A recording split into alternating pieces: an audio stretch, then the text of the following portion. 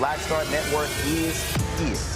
Hold no punches! I'm real revolutionary right now. Support this man, Black Media. He makes sure that our stories are told. Thank you for being the voice of Black America, Roland. Stay black. I love y'all. All momentum we have now, we have to keep this going. The video looks phenomenal. See, this difference between Black Star Network and Black-owned media and something like CNN. You can't be Black-owned media and be scared. It's time to be smart. Bring your eyeballs home. You dig?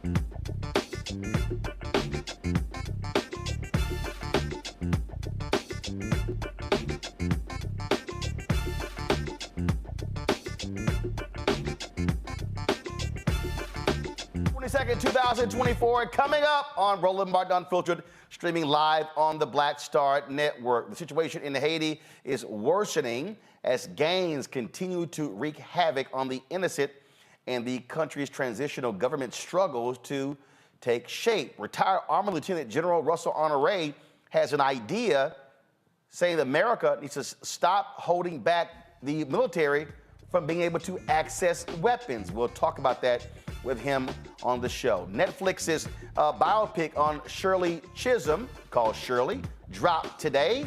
Tonight, you'll hear from Robert Gottlieb, a white man who worked on her presidential campaign, and we'll talk about what that was like and how he learned a whole lot working for Congresswoman Shirley Chisholm. Plus, we will hear from Congresswoman Barbara Lee, who also worked in that campaign, plus the producers of the movie, Raina King, and her sister, Oscar-winning actress Regina King. Folks, Republican Alabama Governor Kay Ivey signed a law prohibiting state funding for maintaining, sponsoring, endorsing, promoting, or affirming DEI progress. The chair of Alabama's Democratic Conference will join us on the show. Plus, Congressman David Trone is apologizing for using the word jigaboo when talking about Republicans. What was he thinking? We'll tell you. It's time to bring the funk. I'm Roland Martin Unfiltered on the Black Star Network. Let's go. He's got it. Whatever the miss, he's on it. Whatever it is, he's got the scoop, the fact, the find. And when it breaks, he's right on time and it's rolling. Best believe he's knowing. Putting it down from sports to news to politics. With entertainment just for kicks, he's rolling. It's on go, roll, roll, y'all. It's Roland Martin, yeah. Rolling with Roland now. He's funk, he's fresh, he's real, the best, you know he's Roland Martin now.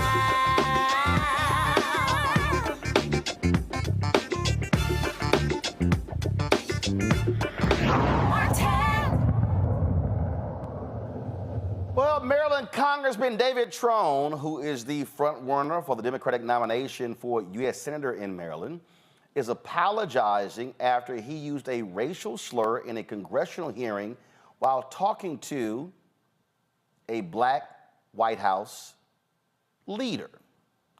This is what took place in Congress. And government businesses don't make decisions on investment, which creates the jobs based on the tax rate.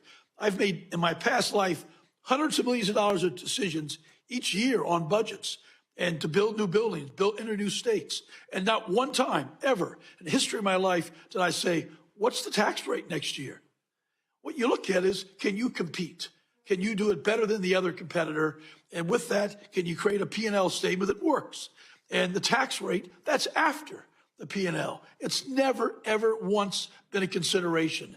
So this Republican jigaboo that, you know, it's a tax rate that's stopping business investment, it's just completely faulty by people who've never run a business. They've never been there. They have not a clue what they're talking about. Something has to be done. Well, that was not quite what he wanted to say.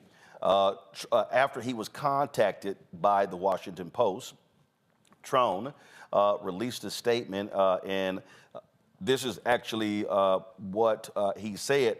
He said, "Today, while attempting to use the word bugaboo in a hearing, I misspoke and mistakenly used a phrase that is offensive. Upon learning the meaning of the word, I was deeply disappointed to have accidentally used it, and I apologized." As you see right here in the Washington Post story, Trone, who's 68, is a Democrat. He's leading the May 14th primary race, and to succeed retired Senator Ben Cardin.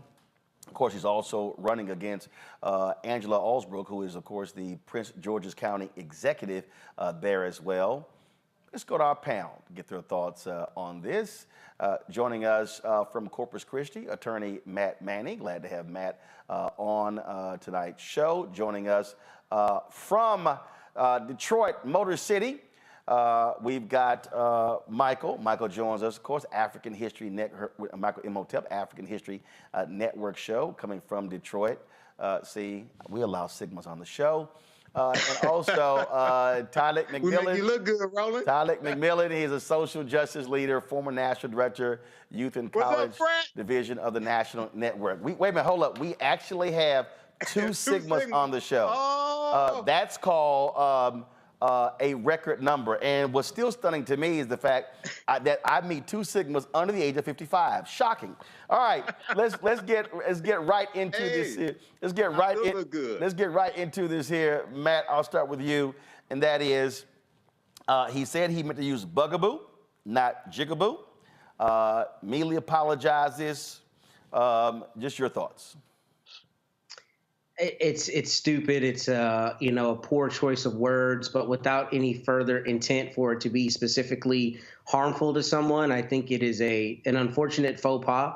I think he and his team handled it correctly, made the immediate apology, and recognized that he didn't know the meaning of the word. Now, I'll tell you, I don't know that any 68-year-old white man in America does not know what jigaboo means. That's hard for me to believe. However, I can imagine that when you're speaking on something like this and you mix two words up, that kind of thing happens. So, I mean, without any further evidence to show that he was trying to be harmful, trying to slip something in, I think it was an unfortunate turn of phrase, and I think he apologized, and I think we move on from that. Obviously, Tyler, he was talking to Shalonda Young, who was over the Office of Management and Budget for the Biden-Harris administration. And so that further compounded this. Plus, you have this Democratic primary where you have a sizable black population, voting population in Maryland, running against, he's competing against a prominent African-American executive. That's also why this has gotten a lot of attention. Yeah, exactly. And I think, as we're looking at his campaign videos that has been posted, throughout the area, they're painting him out to be this racial justice warrior. And so for someone to be a racial justice warrior, I think he should be more mindful of the words that's coming out of his mouth. And as was stated before, I don't understand at his age, at 68 years old, that he would not understand the context and the meaning of that word. But I think it was bizarre. But I don't, looking at the context of it, I don't see that he used it in a racial slur. But I think someone his age and someone who says to be a person shoulder to shoulder in this fight for racial and economic justice, he should know the meaning of the word in itself. And, Michael, I always say all the time that, when words come out of your mouth, first of all, you then go, where did certain words come from?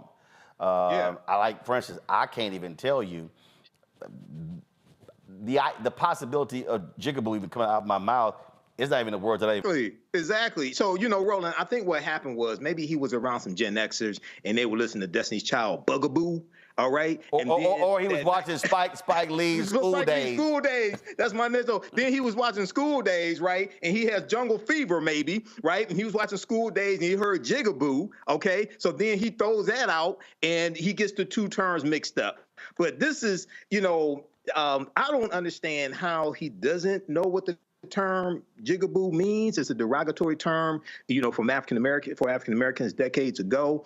But it's good that his spokespeople put out. Well, it's good he put out a statement saying he misspoke. But I don't understand how you screw up the two terms. I don't call people jigaboos, and I'm black. So I don't even know how something like that pops out unless it was in the first place. So, we'll see what happens with this. But, it's good they put out a statement, but this is not the type of mistake that you want to make. Look, I don't even use the N word. So that doesn't even come out because I don't use it. So we'll see if this has any impact on this May 14th primary. All right, folks, hold tight 1 second. We come back. We'll talk Haiti. Retired General Russel Honoré says there's something America can do to help Haitians. But the question is, will they actually do it? We'll discuss that next with him right here on Roland Martin Unfiltered on the Black Star Network.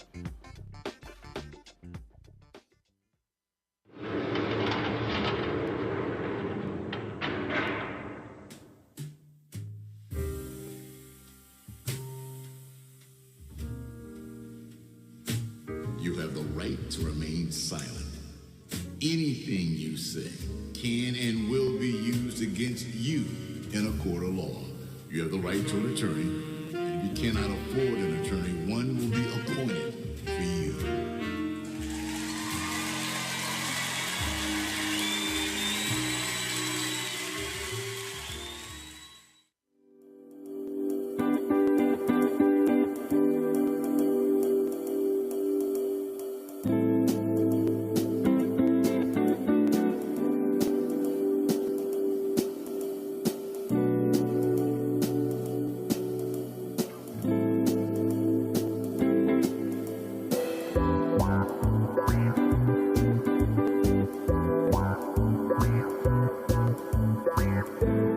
I am Tommy Davidson. I play Oscar on Proud Family, Louder and Prouder. Right now, I'm rolling with Roland Martin, unfiltered, uncut, unplugged, and undamn believable. You hear me?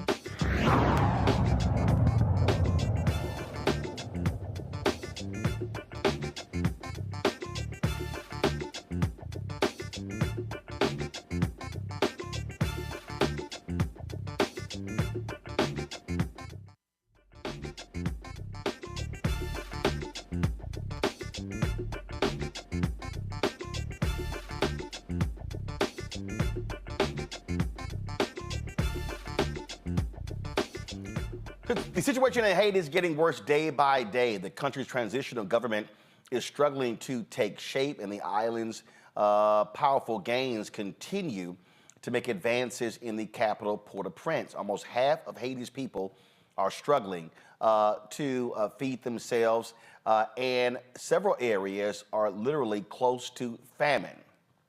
Security is an issue. Well, retired Army Lieutenant General Russel Honoré, many of us remember him for his work after Hurricane Katrina, joins us right now. General Honoré, glad to have you here. You talked about that there is something that America can do to help the security of the country that is in our control. Explain that. Yes, Roland, thanks for talking to this subject. Haiti has been ignored. Not just this administration with the wars in Gaza and Ukraine going on and the ongoing election, but the entire mainstream media has been slow to report on what's happening in Haiti. Many times I think people get Haiti fatigue because going back to, and most of us can remember back to the earthquake, Haiti has never fully recovered. For instance, the United States has had 4 different ambassadors in Haiti in the last 4 years, and currently operating with a charge d'affaires. Haiti has not been a priority of the State Department. Before it was Gaza and Ukraine, it was Afghanistan and Iraq. Haiti has never been a priority, and it shows. Look, we've been to Haiti, we've been engaged, we've invaded Haiti over more than you can count on one hand, and we still don't have a solution. We can't do something, Roland, by number one, we think the President of the United States needs to address the people of Haiti to build confidence that we're going to do it different this time. We're going to use the people of Haiti to come up with their own plan, Haiti, led by Haitians, supported by the U.S. and the other international community. That's what needs to happen. We need the President to address this himself straight up right now. Well, and what you have is you have Republicans who are, let me know if we lost a general there.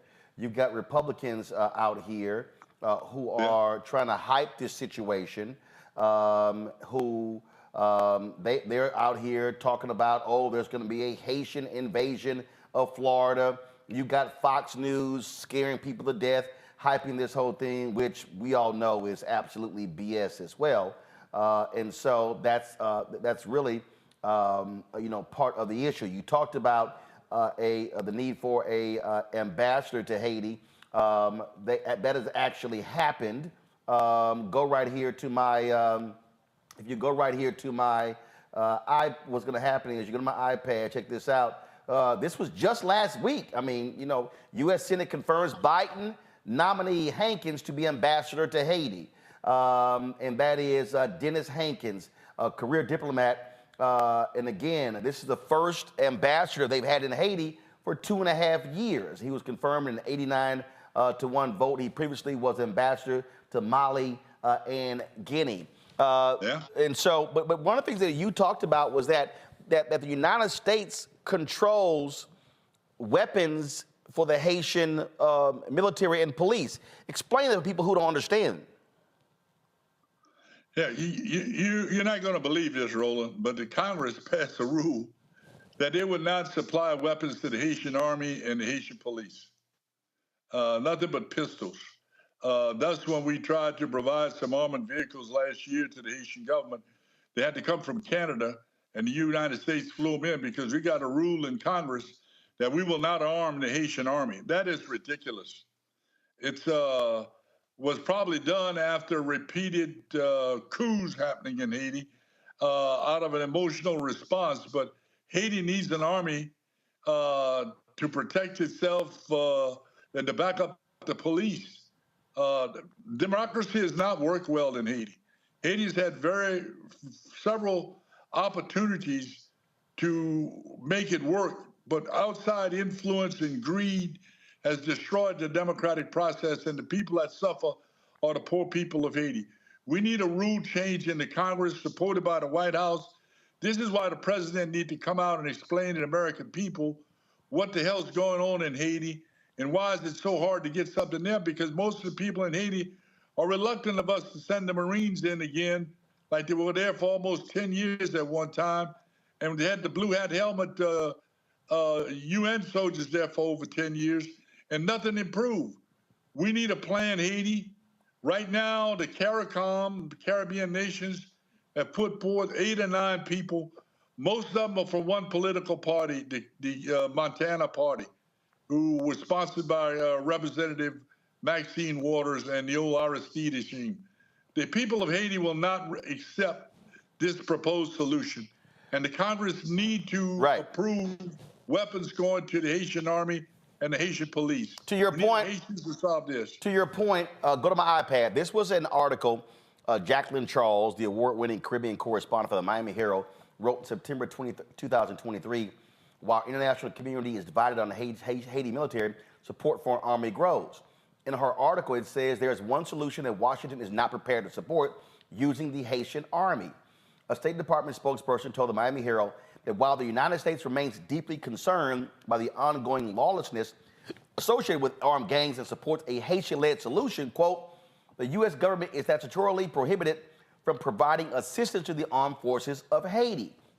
And so they go on to say that Haiti's modern-day military, created by U.S. Marines after 1915 American occupation, evolved into the army that became known as perpetrators of coups and some of the worst human rights abuses in the hemisphere. Now, the article says that Haiti has about 1,500 soldiers, but as you articulated, the article says they have no assault tanks, no armored vehicles, no combat helicopters, or even high-powered rifles, and lack any ability to confront gangs.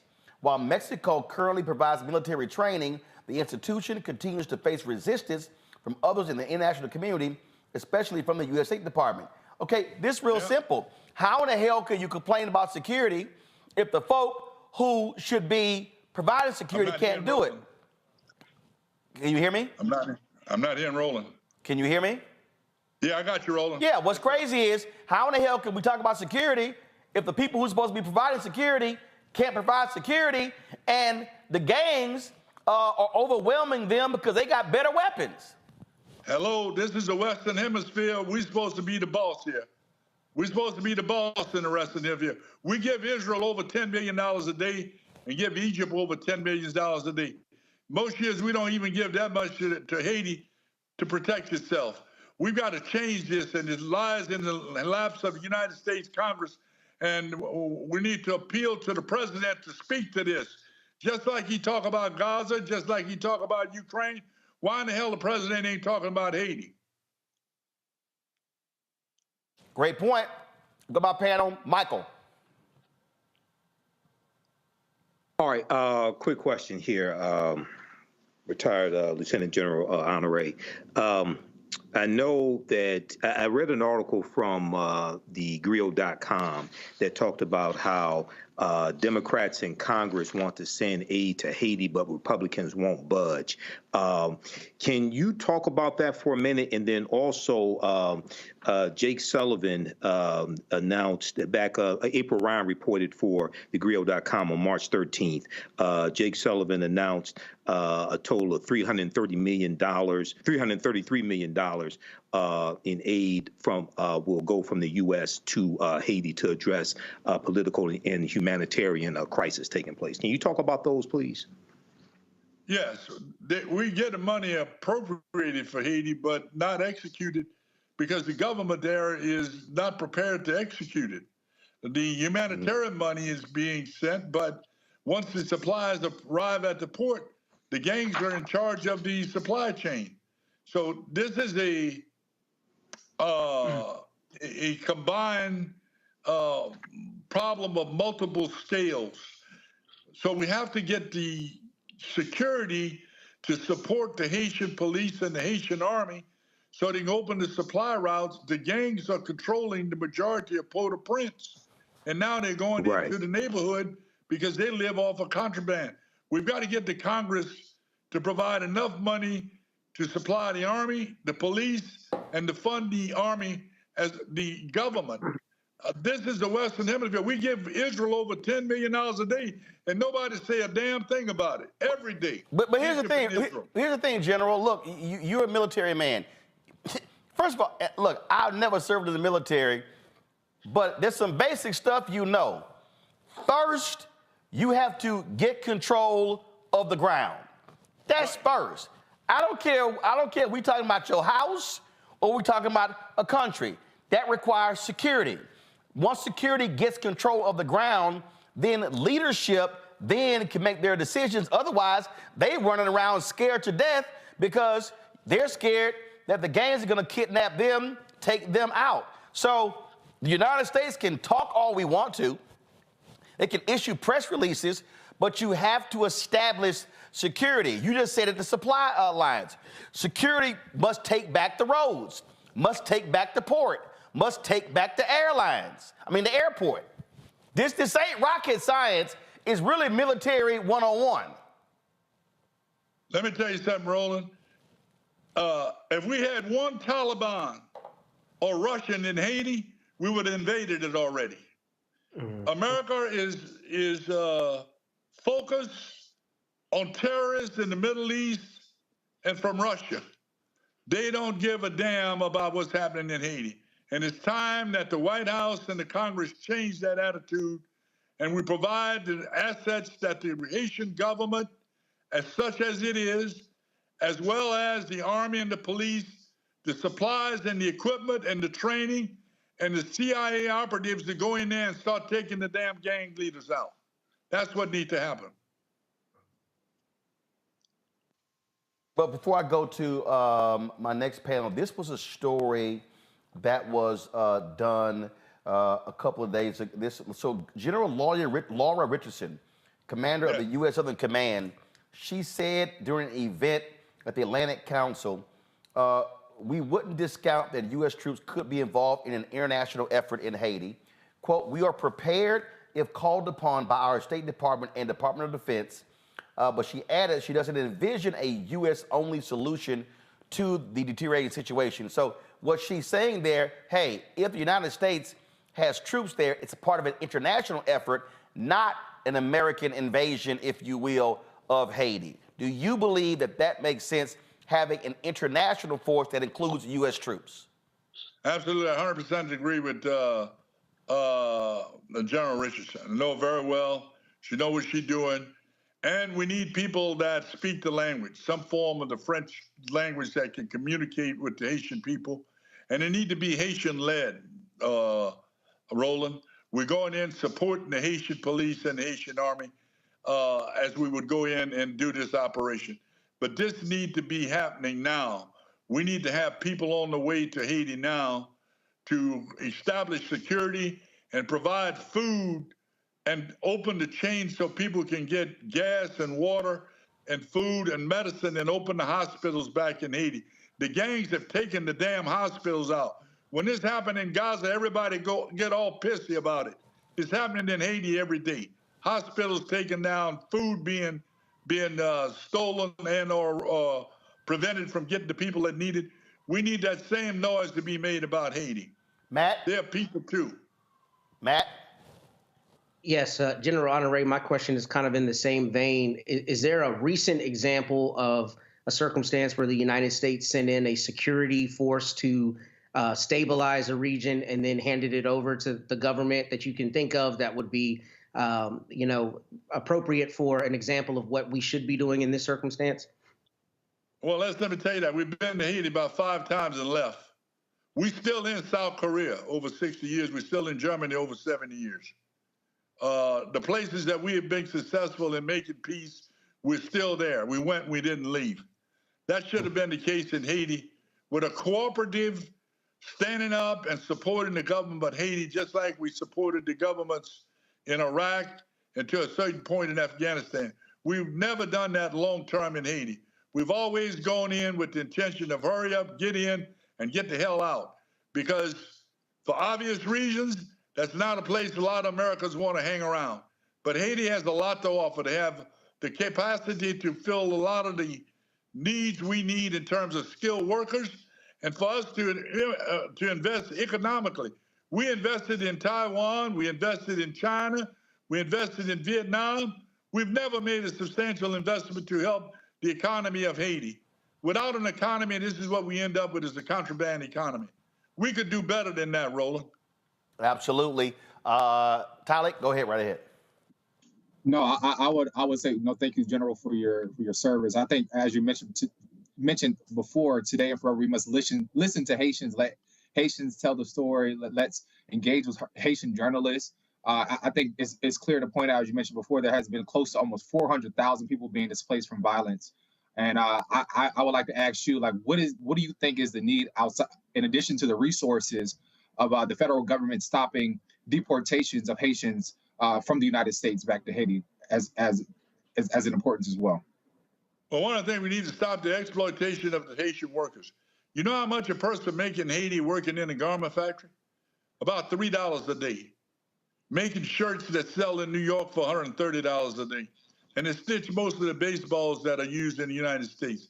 That's a crying damn shame for American companies to go there and pay people, talking about a living wage. I'm talking about $3 a day, Roland, is the going living wage, is what they pay people in Haiti. We need to change that. There are no codes. We go to Haiti and we break every damn code. We are importing weapons into Haiti and giving to the gangs. The gangs have gotten out of control because of collaboration with some of the previous governments. And if we don't watch out, Aristide is going to be in charge of Haiti again. We know what happened the last time he was in there, Haiti. Roland. All right. General Honoré, we certainly appreciate it. Hopefully the White House will take your advice, and we will certainly be posting this, and I'm quite sure they will be hearing what you had to say. We hope to hear something this weekend from the president about Haiti. Gotcha. God bless Haiti. I appreciate it. Thanks so much, sir. Thank you. All right, folks, when we come back, a conversation about the late, great Congresswoman Shirley Chisholm and her 1972 presidential run from someone who was right there alongside of her. That's next, right here on Roland Martin Unfiltered on the Black Star Network. Support us in what we do, folks. Join our Bring the Funk fan club. The goal is to get 20,000 of our fans contributing on average $50 a year. That's $4.19 a month, 13 cents a day. You can send your check and money order to P.O. Box 57196, Washington, D.C., 20037-0196. Cash App, $RM Unfiltered. PayPal, Martin Unfiltered. Venmo is RM Unfiltered. Zelle, Roland at RolandSMartin.com. Roland at RolandMartinUnfiltered.com. We'll be right back.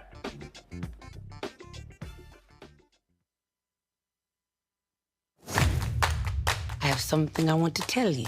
I am running for president. Of the United States? Holy.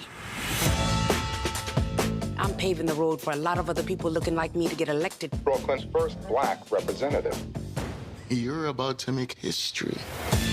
You want to be president? You ain't no man. Maybe we should find your mother. All you got is your one vote. You sound just like every other politician. Do I look like every other politician? Truly, you can't win. And why can't I win?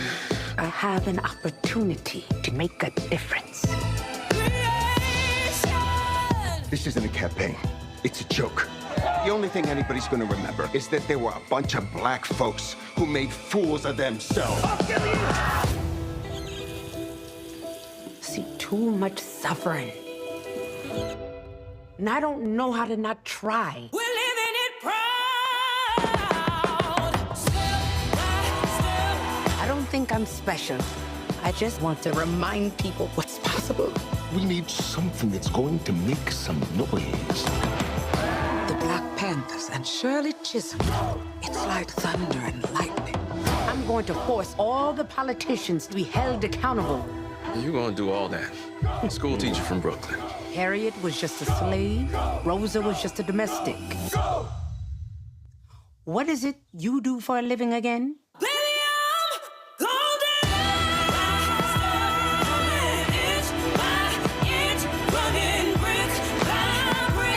The people of America are watching us.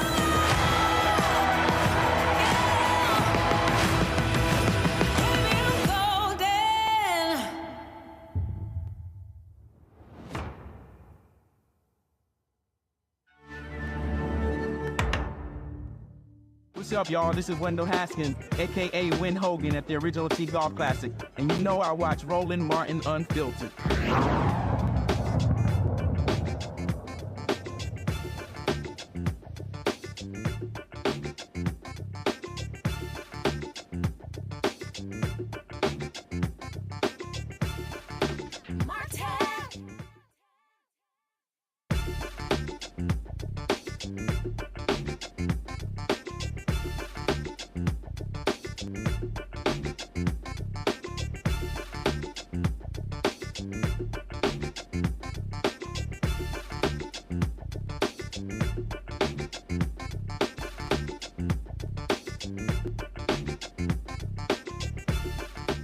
1972, Congresswoman Shirley Chisholm, who was only 3 years in Congress, she decided, you know what, I'm gonna run for president of the United States. Didn't have a lot of money, did not have a huge staff. Some say she had a ragtag bunch of young folks and volunteers who were with her trying to make this thing possible. And of course, she did make history, paving the way, of course, for future runs. Reverend Jesse Jackson, Sr., running in 1984, 1988, and of course, the successful run of then Senator Barack Obama in 2008. But what was it like to work on that campaign, to be a student working on that campaign, to be a white student working on that campaign, to be a white male student? Well, my next guest has insight because he was on that particular team. If you watch the Netflix movie, it's now available. I saw it Tuesday in Los Angeles, and he was at the premiere as well. We had the opportunity to meet. He has a significant role in the movie, and it was something that he did in the movie that even I wasn't aware of that involves media. We're gonna get to that. Joining us right now is attorney Robert Gottlieb. Robert, how you doing? Glad to have you on the show. Roland, it's good to see you. Thank you very much. So, so first and foremost, before we get talk about the campaign, just initially, just your thoughts on this story finally getting the big screen treatment. There was a documentary that was done on Shirley Chisholm that I covered that a few years ago, but this is different. This is a movie done on her, starring Regina King, directed by John Ridley. Roland, it has been surreal beyond belief. It's been too long. We're talking about a brave, courageous woman who had the guts as a black woman to run for president of the United States. The audacity of that woman. And it's taken really all these years for Mrs. C, as I called her, to receive the attention that she deserved, not only as an historic story. This isn't just to teach people the history. It's to ignite people. She always said she wanted to be a catalyst for change. She wanted to be the person that lit a fire, but lit a fire within the process, not to throw the bombs, not just rhetoric. She went inside.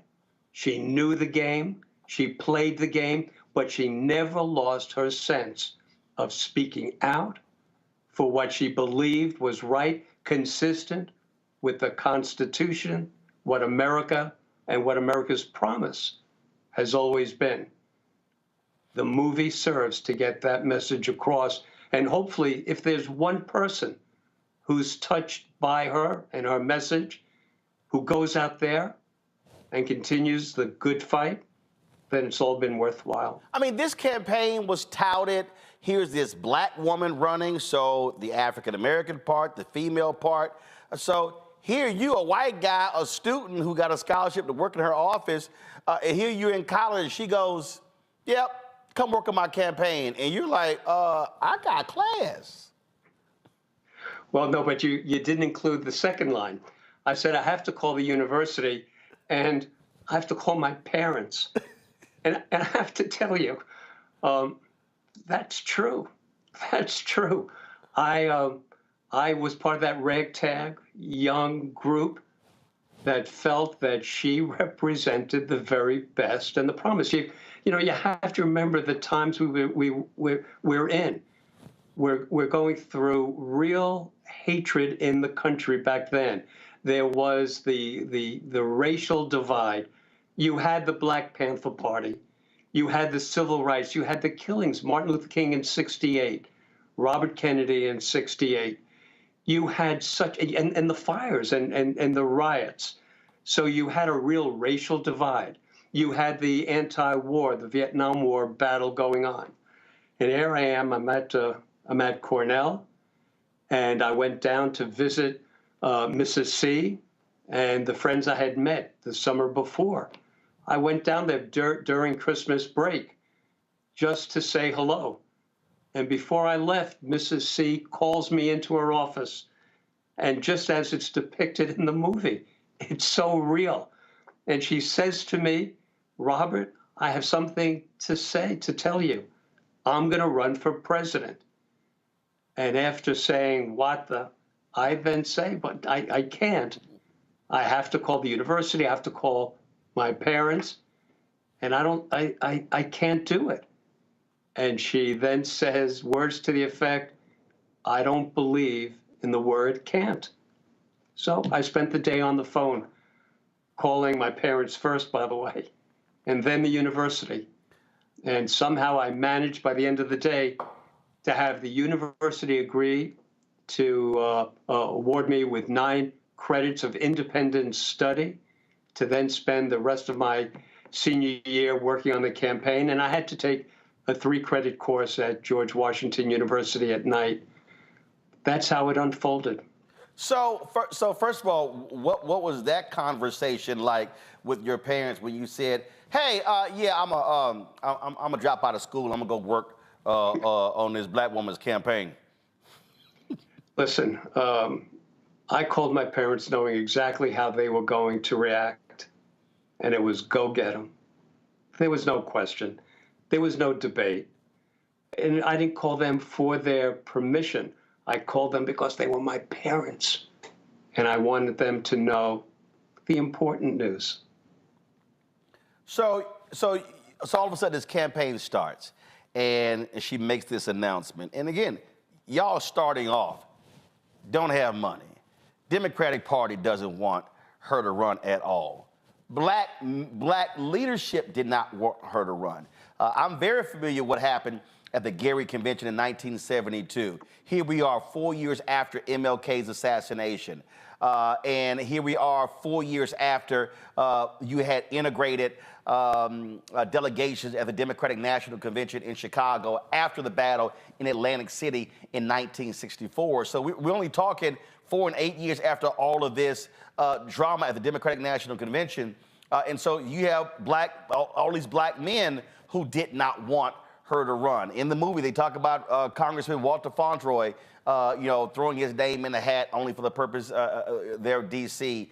And then you're battling. You got later the Speaker Willie Brown in California, who was dead set in supporting McGovern for the nomination. And so, not only, and then she's dealing with women who are not supporting her, black folks not supporting her. And so, who were y'all talking to? Who were y'all hoping to convince to vote for Congresswoman Shirley Chisholm? Listen, my focus was on students, but anyone working on this campaign knew damn well we would talk to anybody who would listen. We knew she was not going to be elected president, but we didn't treat the campaign as if she wasn't going to be elected president. We believed in her message. We believed that she was the right person. So we would speak to anybody. We would try to raise money. You described how it was at the beginning. No support from the Democratic Party, no money. Well, guess what? By the end of the campaign, nothing changed. The only thing that changed, frankly, is that the people who we thought would serve as the core group, and that meant the feminists, that meant the white women, that meant black politicians, people who professed to really stand for the need to have more blacks in Congress, in the Senate, in all walks of public life, whether they be a woman and a man or a man. The truth is, the men only could tolerate another man. So the biggest obstacle that I became aware of, really as a novice, was that the people who you would have expected to serve as her core, they all disappeared. And I don't care whether it's Betty Friedan, whether it's Gloria Steinem, whether it's any of the members of the Black Caucus. By and large, they may have professed the right message of support, but at the end of the day, they were not there.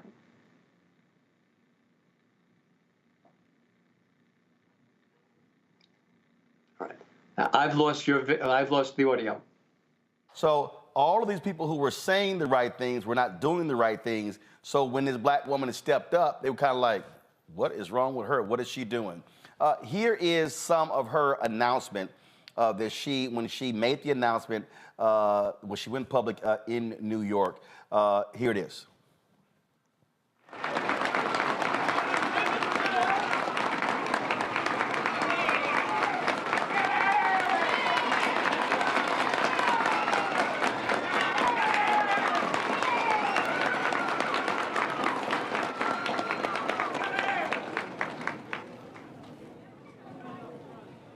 I stand before you today as a candidate for the Democratic nomination for the presidency of the United States of America.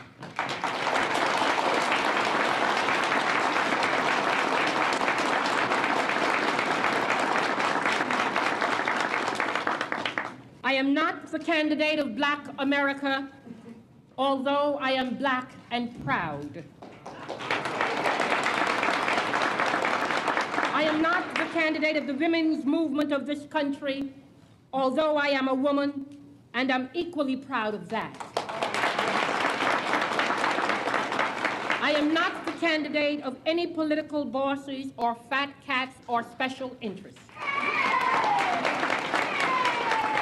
I stand here now without endorsements from many big-name politicians or celebrities or any other kind of prop. I do not intend to offer to you the tired and glib cliches which for too long have been an accepted part of our political life. I am the candidate of the people of America.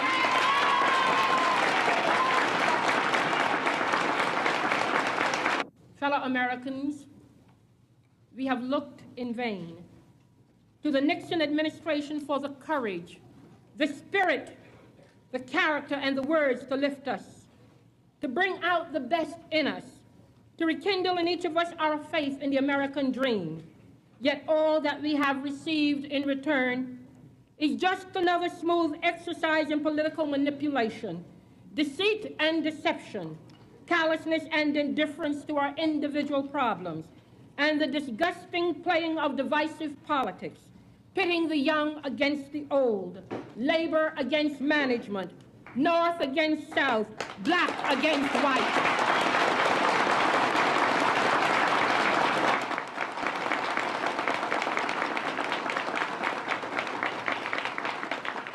The abiding concern of this administration has been one of political expediency rather than the needs of man's nature. The president has broken his promises to us and has therefore lost his claim to our trust and confidence in him. I cannot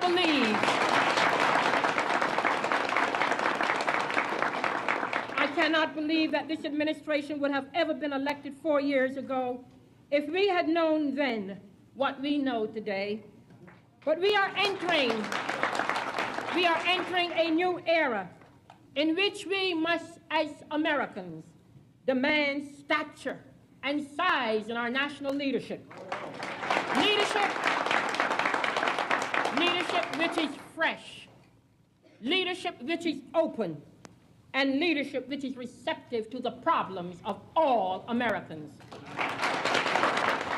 Robert, when you hear that, do you still get chills? And is her voice sort of ringing in your ear with all the conversations that y'all had? The answer is yes. And the truth is, I heard her make her stump speech thousands of times. And every time I heard it, it had the same effect on me. She was so real and so right. Every time I heard the same damn words, I would walk away and say, it's affecting me as much today as 2 months ago. And listening to that again, all you have to realize, when you talk about the importance of this movie, think about it. It sounded like she was talking to an audience today about the realities of politics today. When she says we've entered a new era, that was aspirational. She was hoping we entered a new era. The truth is, what we're living through in this nation needs 1,000 Shirley Chisholms. That same battle that she set out to wage needs to be waged today. So it has an effect, but again, it's not only of nostalgia. It affects me in the same way as it did then. And anyone, we always felt, quite frankly, Roland, that if she can get in front personally of millions of people, she would have been elected. I'm going to go to a break, and I want to talk about that because you were involved in something that actually made history. And again, I'm watching the movie, and I go, wow, I didn't know that. So we're going to go to a break. We're going to talk about that history-making role that you played when it came to the courts and the FCC that allowed America to hear the voice of Congresswoman Shirley Chisholm in a broad way. That's next, folks. We're talking to Robert Gottlieb, an attorney in New York. He worked on the presidential campaign of Congresswoman Shirley Chisholm in 1972. We're going to talk about that. My panel going to have their questions, Robert, when we come back as well. Folks, right now, you can watch Shirley, starring Regina King, on Netflix. It is available now. We'll be right back. Roland Martin Unfiltered on the Black Star Network.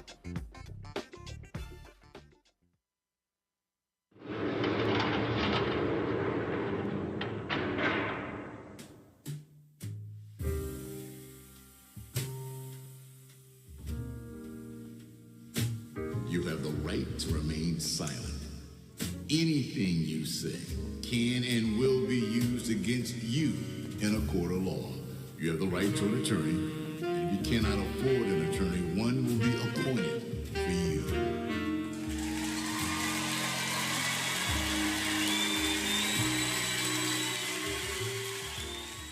Next on the Black Table with me, Greg Carr, the Tuskegee Institute, now university, forever linked to the infamous and despicable syphilis experiments done on the poor rural farmers in Alabama and the Tuskegee Airmen the famous heroes of World War II. But its history is about so much more. In his new book, The Tuskegee Student Uprising, author Brian Jones reveals a largely untold history, rich in radical activism and reform. Suddenly the students are meeting these folks whose lifestyle is very different from theirs, very rural, but they're seeing them lose family members. People in their family disappear. How Tuskegee became an epicenter for Black power. An amazing history lesson on the Black Table, right here on the Black Star Network. My name is Lena Charles, and I'm from Opelousas, Louisiana. Yes, that is Zydeco capital of the world. My name is Margaret Chappelle. I'm from Dallas, Texas, representing the Urban Trivia Game. It's me, Sherry Shepherd, and you know what you watch. Roland Martin on Unfiltered.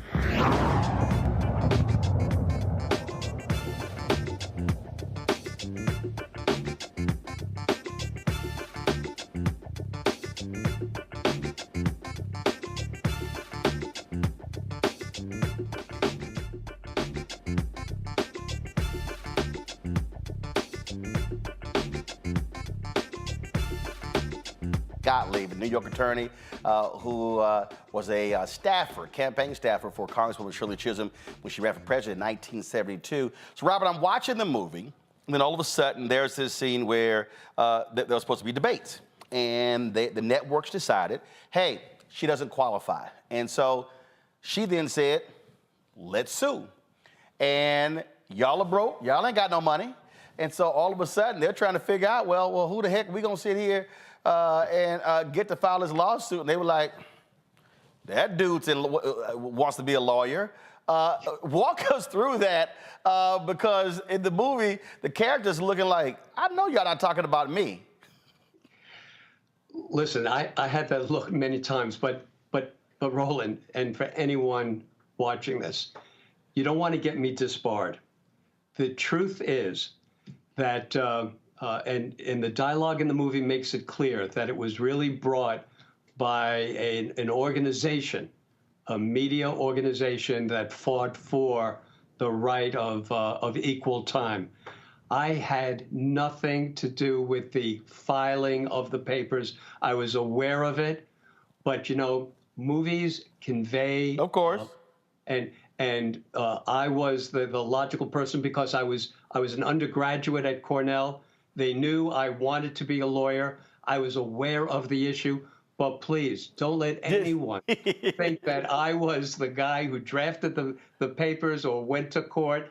I had the information. And I know I supported it with all of my heart and soul. Did you find the group? Was your job to find it? How did that happen? I don't even know the inside story of how they came about, but I knew that they were very active, and it received a great deal of publicity that all these white male candidates were being invited on. I believe it was Meet the Press, and the person who was left out was Shirley Chisholm. So it didn't need me to start dialing the phone to say, are you interested? I guarantee you, the calls started coming in unsolicited by organizations that were willing to fight the good fight. So they literally sue the networks, and the FCC rules you must provide equal time, and that's how she was able to get national media attention. That's correct. She went on Meet the Press, and then she went one-on-one on CBS, I know. She got a great deal, and it was just one person. She wasn't then in a group of 6 or 7 of the other candidates. She was one-on-one, and she was very effective, but you can only gain so much support by one appearance on TV. Wow. Questions for my panel. Tylik, you're the youngest one on the panel. You get to go first. You know, I would just, I think the movie was just so amazing. I want to echo, I hear it saying like rooms are being made because of your audacity. Rooms are being made because of your audacity. And for the young folks that's out there watching, I think we should be inspired in generations to come. I think her message, you know, echoes is intergenerational, is interracial. And her story is our story. And we're standing on the shoulders of Chisholms to be change makers, industry disruptors, fearless fighters. And I just want to thank you for your bravery, your audacity to have faith in this Black woman who has changed, you know, history forever. You're a part of history. I'm grateful to have listened to this conversation and be a part of this. And I just want to say, like, what would your message be? What do you think Shirley Chisholm's message would be to young folks these days, especially as we're looking at, this election season, and folks who are just, very complacent and who don't want to be a part of, politics or government or, to be civically engaged. What do you think the message of Shirley Chisholm would be today to those young folks? Her message today, and by the way, let me just say this first. I really thank you for commending me. But I have to tell you, I don't really deserve that. And I'm not just saying that out of some false sense of modesty. It was so natural. It was an opportunity to work for somebody who had the right message, which I'll then talk about in a second. And I didn't think at the time that I was doing anything special. I thought she was doing something special, and that's why I wanted to work with her. But at the time, it didn't take bravery on my part. It didn't take courage on my part any more than it would take courage to march in Washington against the Vietnam War or to support the black students at Cornell when they insisted on an African American studies program. We did what we had to do in order to implement what we believed this country was supposed to stand for. As far as what Mrs. C would say today, it would be the same thing as she said then. Don't just be angry about what you see. Don't just give rhetoric, because you're going to spend the rest of your life just angry and yelling about things. There's a way to stop what's happening in the country today. So young people, get off your video games, get off social media, get in the streets, march in the streets, organize, knock on every damn door. November is right around the corner. And there is no excuse. When it goes against you, don't complain, young people, when your books are being taken away from you, when you're not able to study certain topics you want to study in school, when if you become pregnant, you can't have abortion, or you can't vote because you don't have the right identification. Don't complain. That would be her message today, but it's the same message. And that's what's so disheartening in many ways. We're reliving history, but it's real right now. Get off your backsides.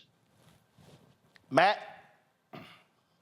So let me first say, I think the statute of limitations has run on any ethics complaint about you filing lawsuits. The lawyer on the panel would say that. You are hired. Thank you. I have one question and one comment.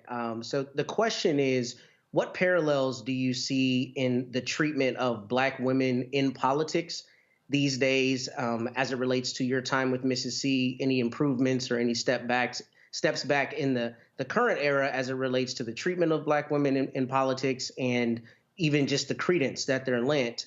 And then the comment is, thank you for doing many years of criminal defense. I tell people that is quintessential lawyering, and I appreciate you having made a career of that kind of work. So thank you again. Thank you. By the way, I don't think that takes courage either. I think that's what our Constitution says I should be doing. As far as the politics today, just see the anger and the hatred that's directed against certain minority members of Congress. Anyone of color. Look at AOC. What she has to bear, it becomes very personal. There's a hatred, there's a resentment that I, just from the outside, I'm not involved in the inner workings of political campaigns now, but I see how they are treated and how they are attacked. So I think certainly just as a bystander, we have come a long way. Just look at the numbers. But as far as the way white America looks at them and what they are now willing to do and say against them, now that they have permission from people like Trump and others on the right, they have permission to do it without any repercussions. So we've come a long way, but there is a much longer way to go before this country is true to its ideals. Michael. All right, Attorney Gottlieb, thanks for coming on the show today and sharing this information with us. As the historian on the panel, I had a question about Governor George Wallace, who is portrayed in the movie. And there's a scene in the movie where Shirley Chisholm makes the controversial decision to go visit Governor George Wallace while he's in the hospital. There was an assassination attempt on him in 1972. And he never forgot her showing kindness to him. And in 1973, he helps her to get legislation passed to raise the minimum wage for domestic workers. Can you talk about what caused her to go visit him? Because, I mean, this is Governor George Wallace, who said segregation today, segregation tomorrow, segregation forever, and who ran for president in 1968 for the American Independent Party as against civil rights. What caused her to go visit him, and what was some of the backlash that she received from the African-American community behind that? Yeah, that also is a great question. At the time when I heard that she was going, my reaction was the reaction of everybody. Shirley Chisholm is going to see this racist. Right. It was unbelievable, the reaction before as well as afterward. There was a lot of controversy, and there was a lot of resentment among Black voters and young students. There was a resentment. If you ask me why she did it, that's who she really was.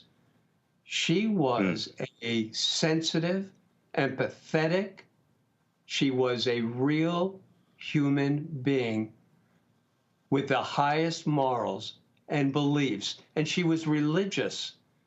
And she felt it didn't matter what his political views were, didn't matter that he was a racist. He was gunned down. He was gunned down. He was getting a lot of attention. He was in a hospital bed. He was paralyzed. Right. That reflects everything anyone needs to know about her true and real character. Right. She also survived assassination attempts on her own life as well. That's right. There was, I recall hearing, I wasn't there, I was on the road, of the attempt on her life as well. Robert, last question for you. That is, so when you see the videos and when you see the movie, I mean, she is forceful, she is earnest, she is very clear. But was she funny? Was she lighthearted? Is there any particular thing or story you remember that still makes you laugh today? You know, so the answer is yes, she could be funny. But I always felt that she was much more complex than just the political figure that people saw out there, being a firebrand, and even more complex than the times I would see her in the office. The scene in the movie where some white Southern congressman approached her time and time again, saying how amazing it is that she is making the same salary as he is, and he's this Southern guy, and he mocks her. He mocks her by saying, "You're making $42,500." And what would happen every time that happened, Mrs. Chisholm would come back to the office and mimic. She was a great mimic. And what I saw when I saw that movie the first time, and I heard her making fun of that guy right to his face, it brought it back to me so clearly, because Regina King nailed it. That's exactly how she said it. That's exactly how she would make fun of this guy. So she was a good mimic, but I never had a sense that she was having fun after leaving the office. I never had a sense that she was going out to party. Now, she may have. She didn't share all that stuff with me. But I felt she was so committed to what she was doing. While she was in the office, she certainly had times of being funny or telling a funny story. But that was so overshadowed by her real persona, which was standing up for what's right. But what people should have to understand is that she knew how to play the game. So she, in committee meetings, and I attended some of those committee meetings when I was a summer intern, she went to committee meetings with Wilbur Mills, other Southern members of Congress, who until then had never seen a black woman, certainly in political office. And she managed to work with them. And that was a lesson which I know had an impact on me. Even the people who you personally detest, if they have the power, she understood how to wield her power by getting some incremental change. It was important for her to accomplish that. And she did accomplish it in many ways. Well, I think that this movie is so needed, and I'll be honest, I'm a native of Houston, and obviously for me growing up, we all knew about Congresswoman Barbara Jordan, and I think if you ask a lot of people in this country who was the first black woman in Congress, they actually might say Barbara Jordan. So in many ways, Congresswoman Shirley Chisholm was overshadowed all of these years by the oratory of Congresswoman Jordan. She was on the Watergate panel, but the reality is the first black woman in Congress in American history was Congresswoman Shirley Chisholm. Robert, final thoughts. I appreciate that she invited me. I really do. It's good seeing you again. And I think her message that you're getting out there and that the movie will get out there, it's worth everything, certainly, I've ever done. And she can really have a major impact as we move forward. Well, absolutely. Robert Gottlieb, I appreciate it. Thank you for joining us and appreciate your insight into the late, great Congresswoman Shirley Chisholm. Thank you, Roland. Thanks a lot. Folks, again, Shirley is airing right now on Netflix. You can check it out. A little bit later in the show, we're going to share with you more of what we got from the red carpet on Tuesday, including Congresswoman Barbara Lee, who worked on that same presidential campaign with Shirley Chisholm. Plus, you will hear from Raina King, the producer of the movie, the sister of Regina King, and Regina King, who starred as Shirley. It took them 15 years to get this movie made. Coming up next, we'll talk with the top leader of the Alabama Democratic Party regarding Republican Governor Kay Ivey signing her anti-DEI bill in the state. Yeah, but they sure as hell don't mind DEI Saturdays racing up and down the football field. You're watching Roland Martin Unfiltered on the Black Star Network. I have something I want to tell you. I am running for president. Of the United States? Holy. I'm paving the road for a lot of other people looking like me to get elected. Brooklyn's first black representative. You're about to make history. You want to be president? You ain't no man.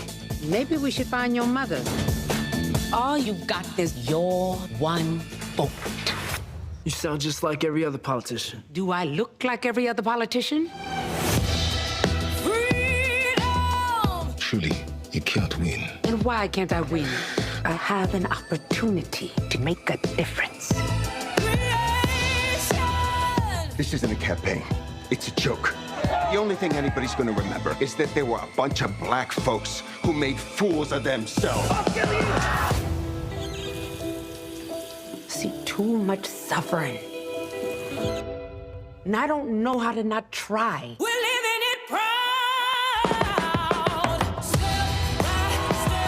I don't think I'm special.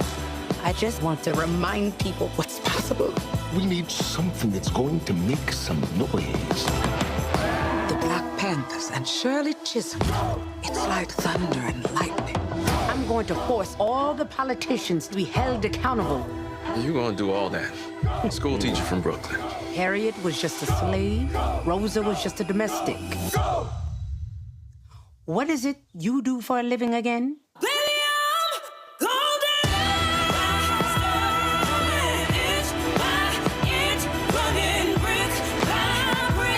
The people of America are watching us.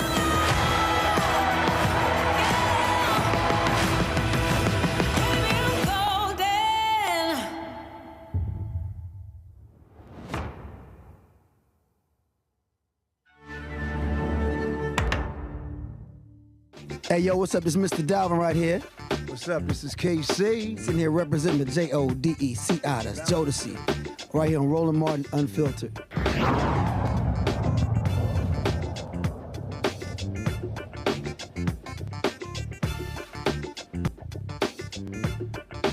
Well, the white Republicans in Alabama have done like those in Florida and other states by outlawing DEI. Alabama Governor Kay Ivey signed the bill that, again, prohibits any money at state institutions for being used for DEI programs. The bill passed the Senate, which prohibits public entities such as schools and universities from promoting diversity, equity, and inclusion programs. The law says schools cannot fund initiatives that teach concepts that any individual should accept, acknowledge, affirm, or assent to a sense of guilt, complicity, or a need to apologize on the basis of his or her race, color, religion, sex, ethnicity, or national origin.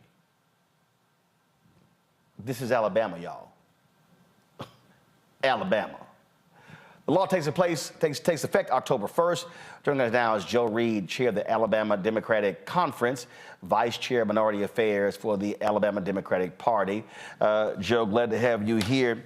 I said going on a break, these white Republicans in Florida, Alabama, Texas, and all these other states, they damn sure don't mind DEI on Saturday afternoons. Yes.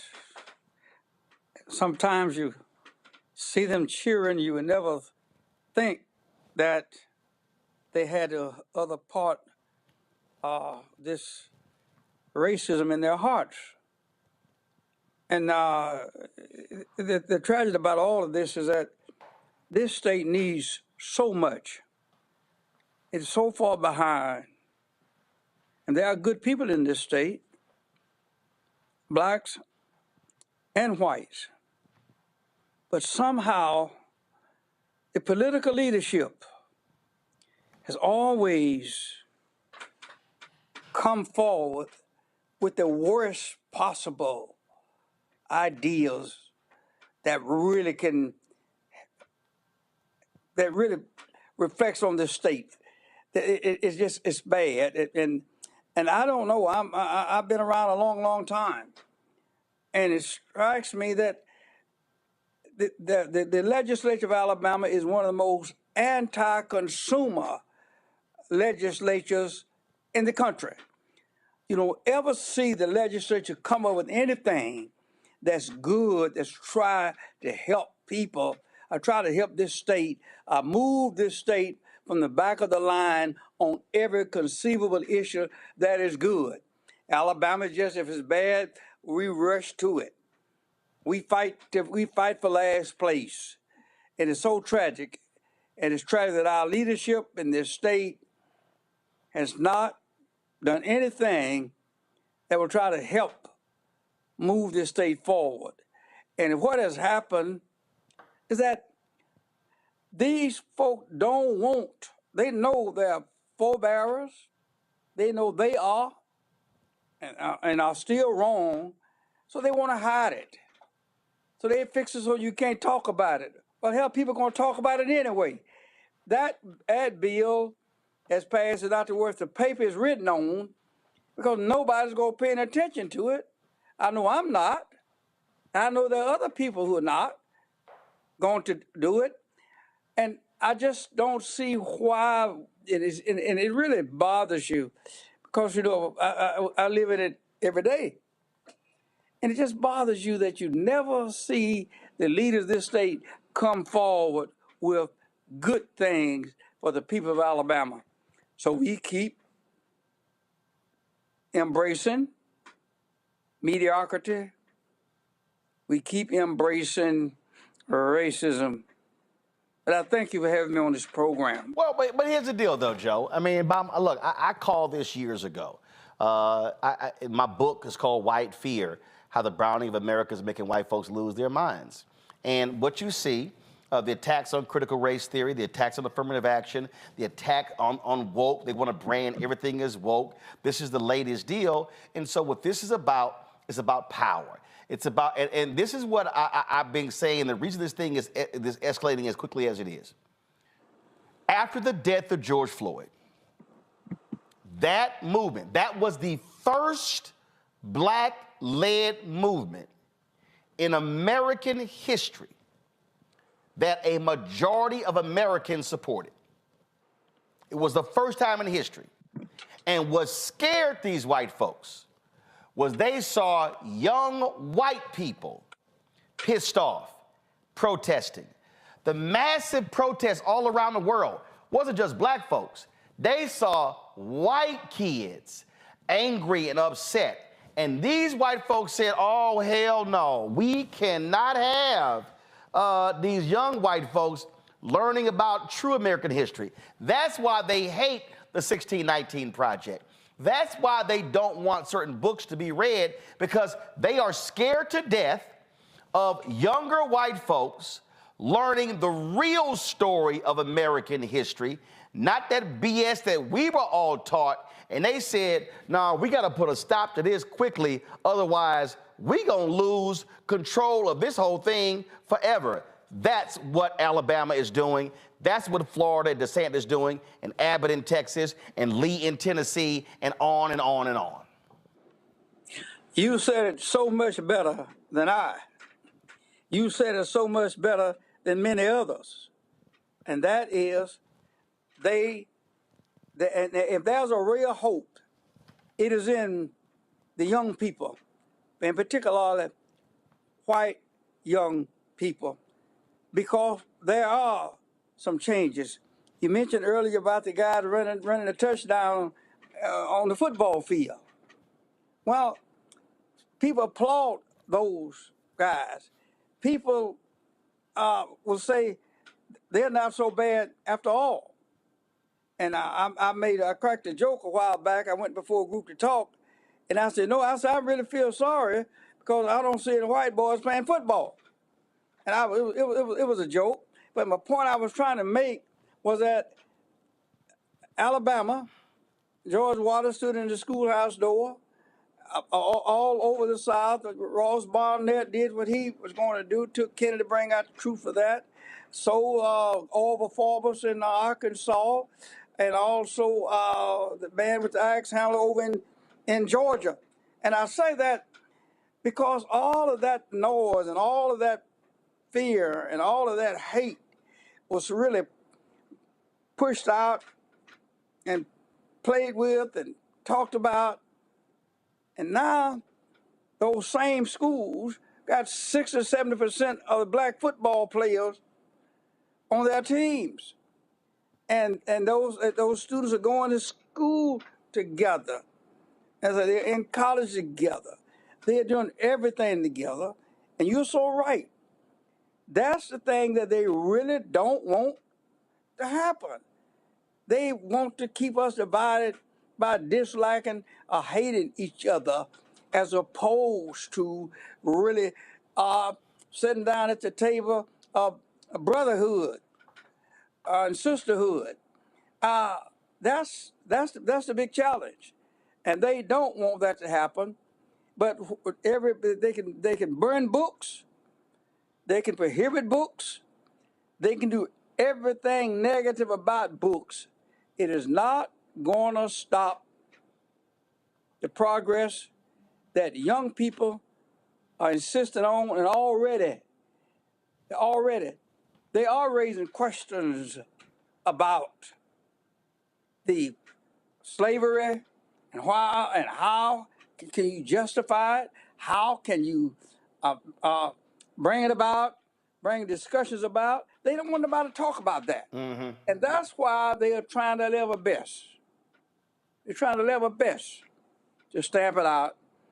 But no army is stronger than an idea whose time has come. Well, and the time is here. Well, I certainly hope that some of these athletes and their parents listen to Birmingham Mayor Randall Woodfin and say, we ain't going to Alabama, we're not going to Auburn. And I'm telling you right now, all it takes is 2 or 3. Hell, it just takes 1. And I'm telling you that if black athletes do what that brother in Mississippi did when he said, I'm not playing football under that state flag with the Confederate emblem, them white folks changed that flag in a heartbeat.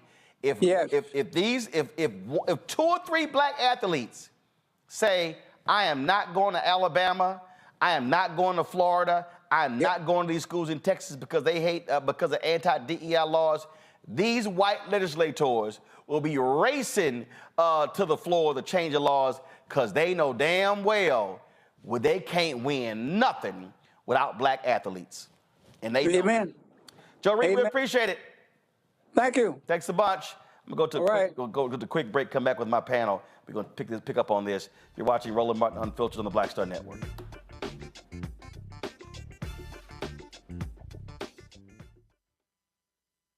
Terry and I, we couldn't play in the white clubs in Minnesota.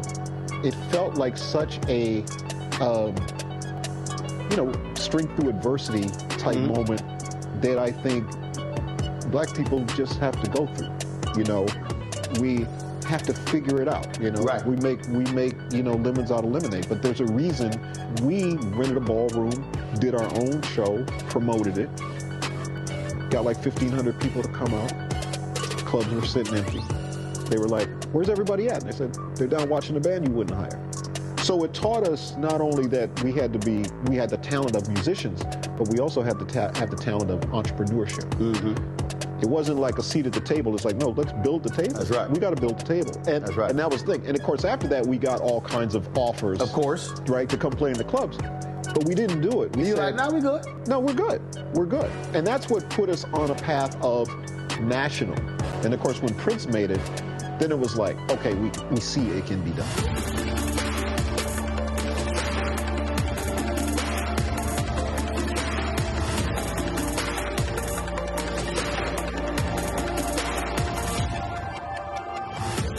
Farquhar, executive producer of Proud Family. Bruce Smith, creator and executive producer of The Proud Family, Louder and Prouder. And you're watching Roland Martin Unfiltered.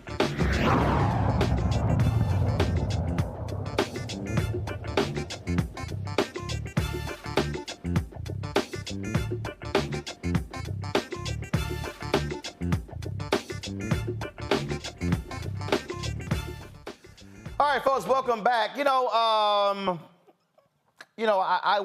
I was somewhat disappointed, Michael, that after Mayor Randall Woodfin made his call, other politicians did not join him. And just like I was disappointed that other pro athletes, even those retired, who didn't go pro, who played college ball in Florida, didn't step up and join Emmitt Smith when he blasted Florida, their anti-DEI.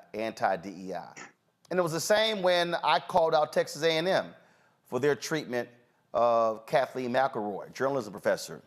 And I said the same thing. And a lot of former athletes at Texas A&M, I got a call from some, but they didn't go public. They didn't say anything. Right. And what these black politicians and black athletes must understand is silence don't help nobody. And if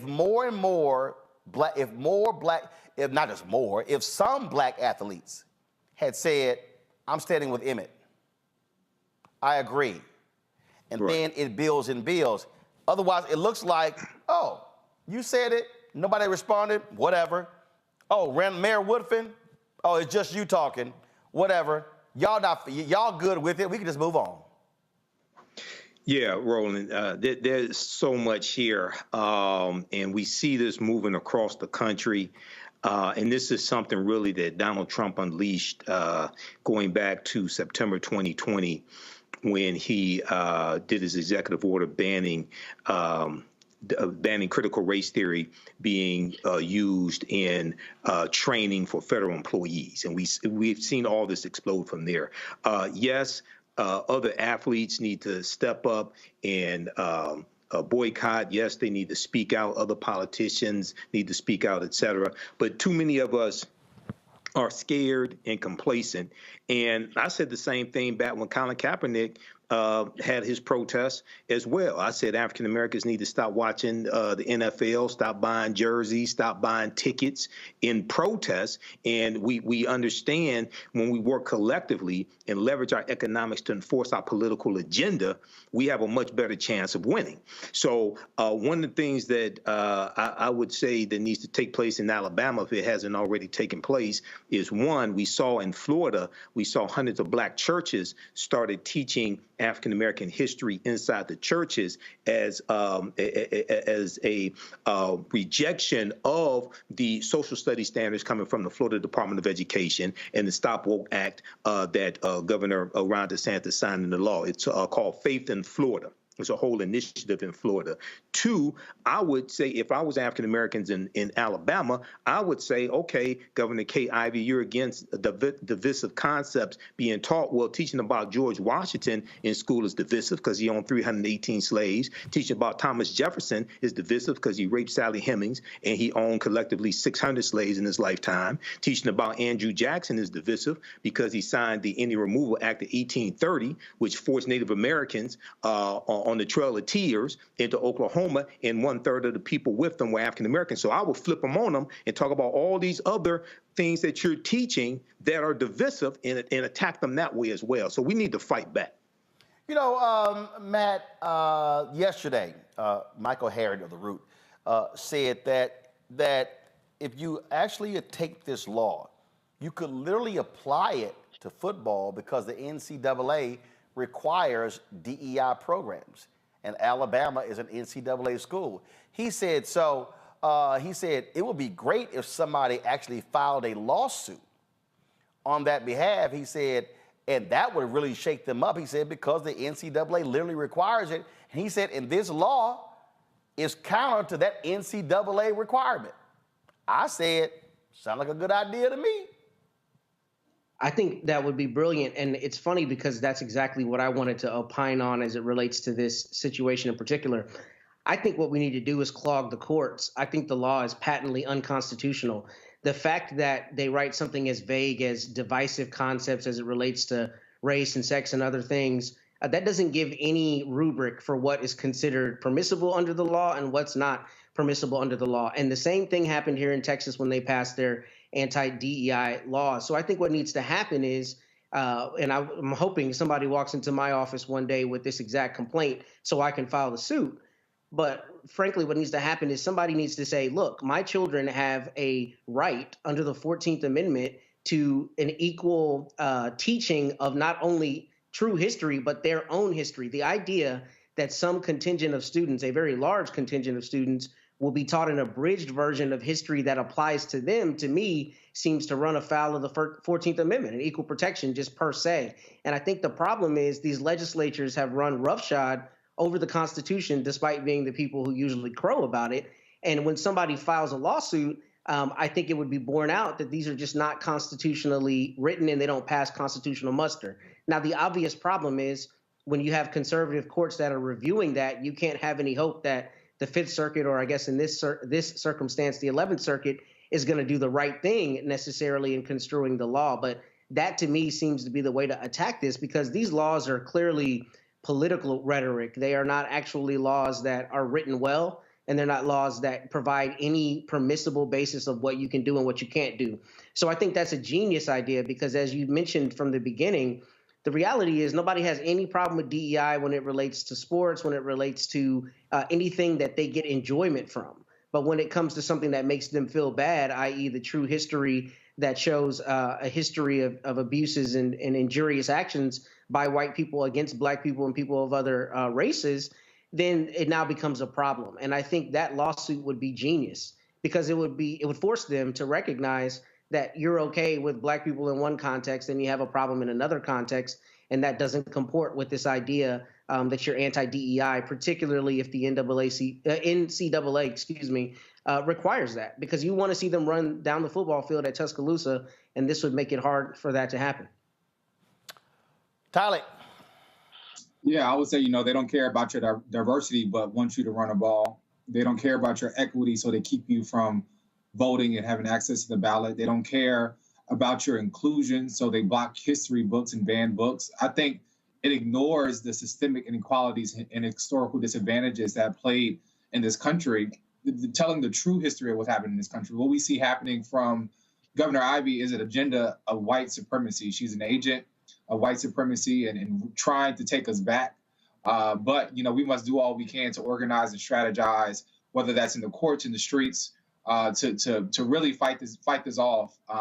But I think once we look at it, when we look at affirmative action, the truth of the matter is that it has always been white women that have been the benefit of affirmative action. So we look at DEI and affirmative action. She's only taking back the privileges that got her to where she is right now, outside of her own privilege of whiteness. But it's an agent of white supremacy, and they're trying to take us back to a time, and we must do all we can to keep the fight up. Absolutely, that's what we must do. First of all, Michael, Tylik, and Matt, thank you for joining us on today's show. Certainly appreciate it. Thanks so much, gentlemen. Folks, when we come back, Congresswoman Barbara Lee from the red carpet of Shirley. We'll also hear from Regina King talking about how hard it was to get this movie made. You're watching Roland Martin Unfiltered on the Black Star Network. Next on the Black Table with me, Greg Carr, the Tuskegee Institute, now university, forever linked to the infamous and despicable syphilis experiments done on the poor rural farmers in Alabama and the Tuskegee Airmen, the famous heroes of World War II. But its history is about so much more. In his new book, The Tuskegee Student Uprising, author Brian Jones reveals a largely untold history, rich in radical activism and reform. Suddenly the students are meeting these folks whose lifestyle is very different from theirs, very rural, but they're seeing them lose family members. People in their family disappear. How Tuskegee became an epicenter for Black power. An amazing history lesson on the Black Table, right here on the Black Star Network.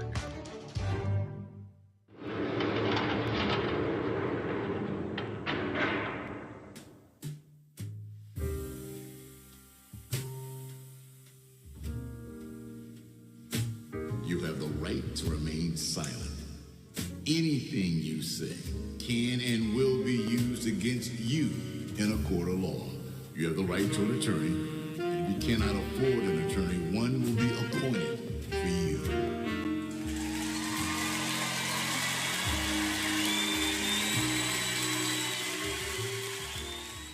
Hi, I'm Jo Marie Payton, voice of Sugar Mama on Disney's Louder and Prouder Disney Plus, and I'm with Roland Martin on Unfiltered.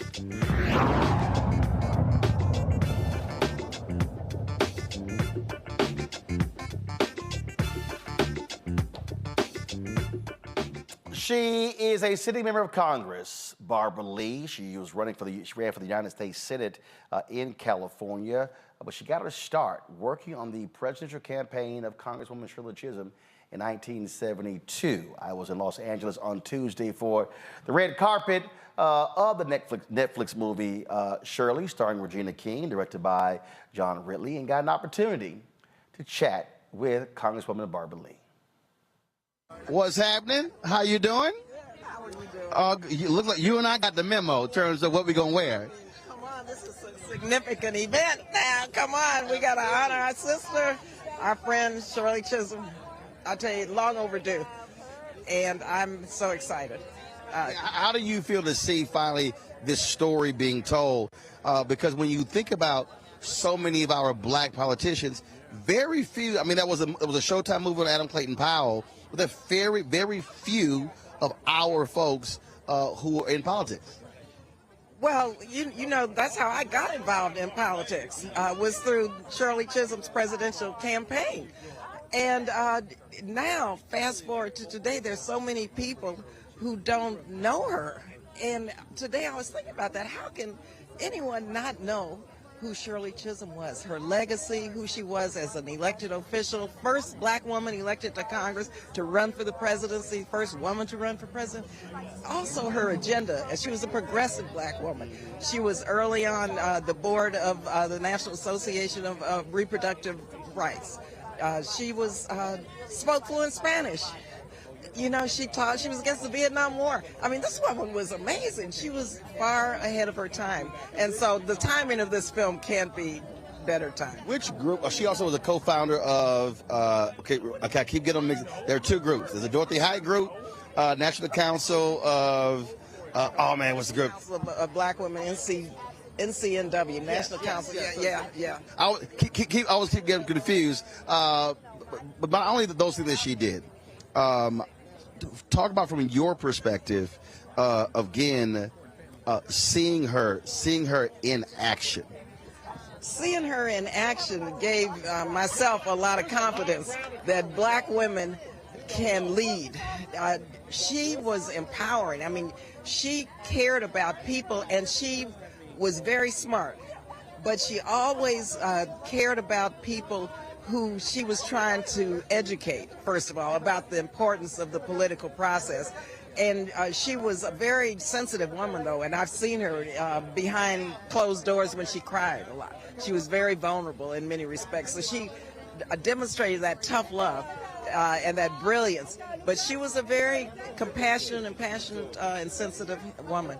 I reminded somebody earlier, I was telling the audience that that 1972 convention in Gary, a lot of folks don't realize they were not embracing her. They were trying to draft a man to run. I was there, and let me tell you, I was there trying to get Shirley Chisholm the endorsement, and I'll never forget the difficulties we had.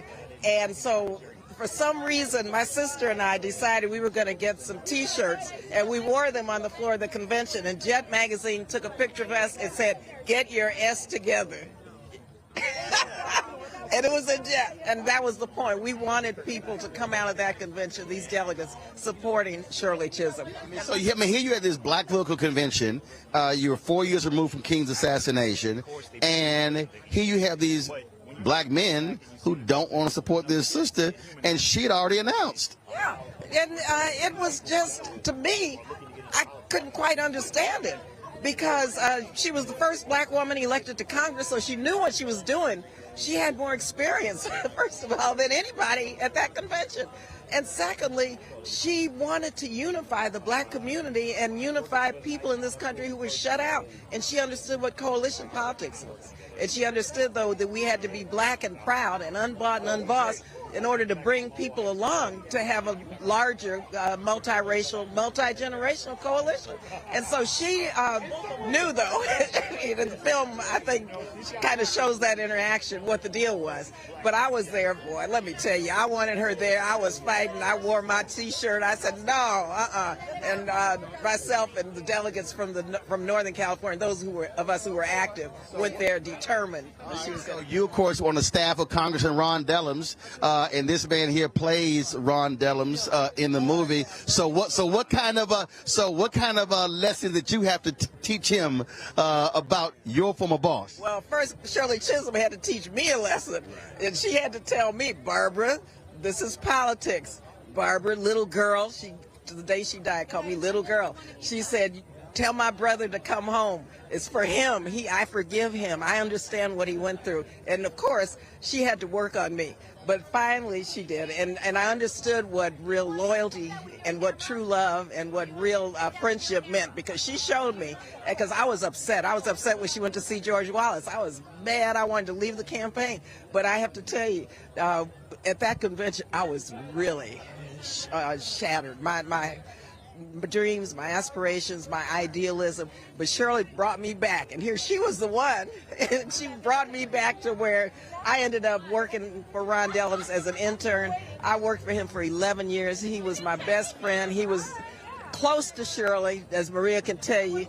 He loved Shirley Chisholm, and this man was a statesman. You knew Ron, and you know how close we were, and I managed his office, and I've seen him through all kinds of crap, and he stood tall first chair of the Armed Services Committee. He taught me everything about the defense budget. I mean, he was, and you really played this role quite well. You were Ron in that movie. Right. That's the biggest compliment I can get. I really appreciate that. Really? The only thing is you're not an alpha man like Ron, but see, Ron's my alpha brother, so you know. Now, look, he was an iconic figure. So how did you prepare for that role? Well, I mean, like you said, he was an iconic figure, so there was so much footage to kind of reach from. I started with his book, and then from there, I just started looking up stuff and seeing speeches and videos of his, interviews of his, and I mean, it's a wonderful journey because Ron is an incredible guy. And so to go down that rabbit hole, so to speak, and really like listen to him speak and watch him develop as a speaker over years and years and years, it was like going back to college. He never used a note when Ron spoke. Ron would, and I remember one time he wanted me to represent him at a conference in Mexico, in I think it was Ciudad de Mexico. And I said, no, I can't do that, Ron. I can't represent you and speak at this major conference. I think Angela Davis was there. He said, why not? And he sat me down in his office. He said, look, you know more than what the audience knows. This is what you have to do. This is just how you think about that. He said, and relax. He said, because you know this. And I got down there, and believe you me, his words came back, and he said I did great. Everyone told him that was a wonderful speech I gave, but I was so nervous. I was representing him, first of all, but then giving this speech, because, you know me, I like my little talking points, so I don't ramble and go off script. And he was so brilliant with his oratory skills that I always felt like there was no way I could do that. I want to get your thoughts again on this now being made a story for all to see across the world. I'm so humbled and honored right now. It's been a long time coming, and just to have her story told the right way, the most poignant way that can be, I'm so blessed. It couldn't have come at a better time as this, with all the turmoil our country is in right now, and to have young people to come out and see this. That is my biggest plight, to have young people to come out and see it. So I'm just elated. You know, being her goddaughter, it's a whole new thing. I'm just so happy. This is just the beginning. Final thoughts for you. Go see the movie. Go see the movie. Get galvanized, get out and vote. Right. Yeah. Right. I appreciate it. Let me conclude by saying one thing. I want to just say a couple things about Regina. What an unbelievable, brilliant actress she is. She embodied not only Shirley Chisholm's oratory skills, her accent, her persona, but her spirit. And also, I have to just salute Christina Jackson. For me to meet someone playing me, it was like meeting me meeting me. And she did a wonderful job as Barbara Lee in the movie. Congressman, always good to see you. I appreciate it. All right, folks, going to a quick break. We come back, we'll hear from Raina King and her sister, Oscar-winning actress Regina King, about their long, arduous battle to get Shirley made. You're watching Roland Martin Unfiltered on the Black Star Network. When you talk about blackness and what happens in black culture, we're about covering these things that matter to us, speaking to our issues and concerns. This is a genuine people-powered movement. There's a lot of stuff that we're not getting. You get it, and you spread the word. We wish to plead our own cause. Too long have others spoken for us. We cannot tell our own story if we can't pay for it. This is about covering us. Invest in black-owned media. Your dollars matter. We don't have to keep asking them to cover our stuff. So please support us in what we do, folks. We want to hit 2,000 people, $50 this month, raise $100,000. We're behind 100,000, so we want to hit that. Y'all money makes this possible. Checks and money orders go to P.O. Box 57196, Washington, D.C. 20037-0196. The Cash App is $RM Unfiltered. PayPal is R Martin Unfiltered. Venmo is RM Unfiltered. Zelle is Roland at RolandSMartin.com. Hey, what's up, y'all? I'm Devon Franklin. It is always a pleasure to be in the house. You are watching Roland Martin Unfiltered. Stay right here.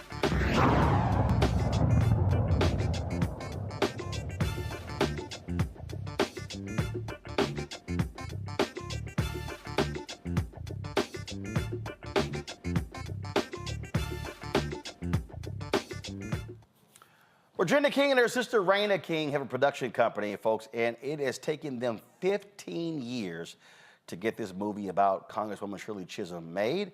I chatted with Raina and Regina on the red carpet on Tuesday in Los Angeles. How you doing? Look at you. Well, you know, look at this. She was a special woman, so you got to. And she was all put together, and you are very all put together. You're giving it Shirley vibes. Absolutely. Well, see, I'm from Houston, so I grew up Barbara Jordan, but they were there together giving them hell. Exactly. Yes, they were. Yes, they were. How long have y'all been trying to do this story? This has been 15 years. 15 years? 15 years. So this has been a long road, well-traveled, and worth every minute of it. Did it go through all different folk? Through a lot of pivots. A lot of pivots, but I'm a firm believer in timing, and this was the right time for many, many reasons. And that's being partners with Netflix and having not just bringing Shirley to the country, but to the world on a global platform. Her name should not be forgotten at this point. Absolutely. And that's the thing a lot of people don't understand.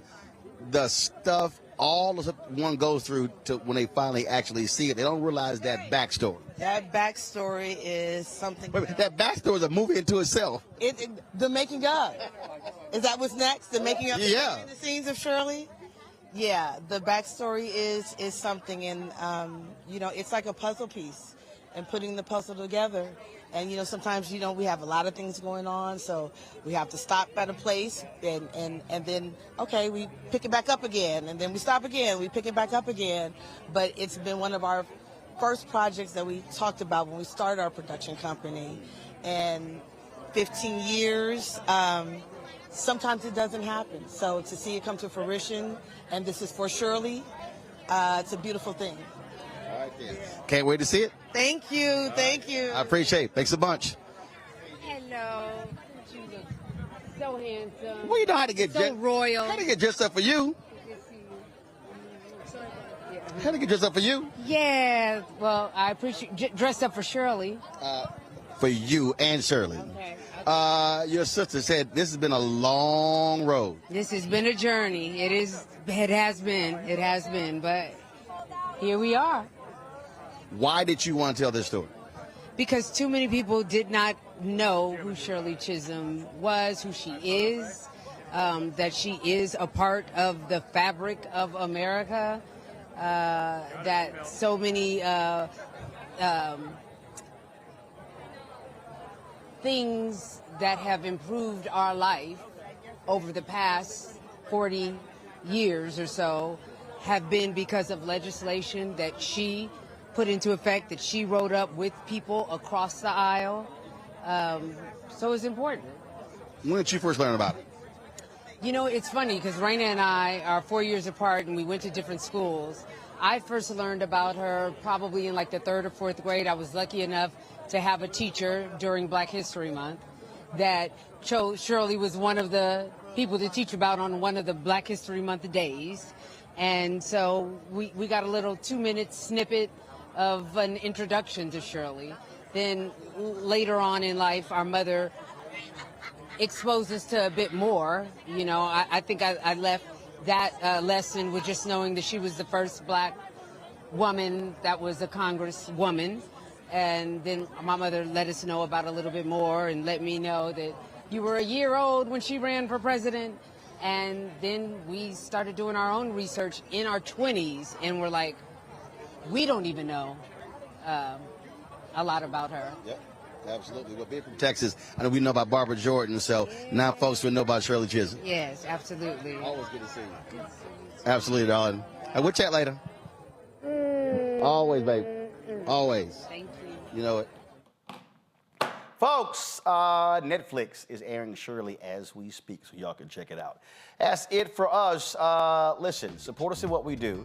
Look, the work that we do, y'all, listen, I'm out here. We meeting with these ad agencies, Group M and Publicis and Dentsu and all these folks trying to get these clients to allow us to tap into the $340 billion being spent every single year on advertising. These upfronts are going on right now. Magna's having theirs next week. And so we are trying to see to make it happen, but your support is absolutely crucial for the work that we do. Our goal is very simple, to get 20,000 of our fans contributing on average $50 each. That's $1 million.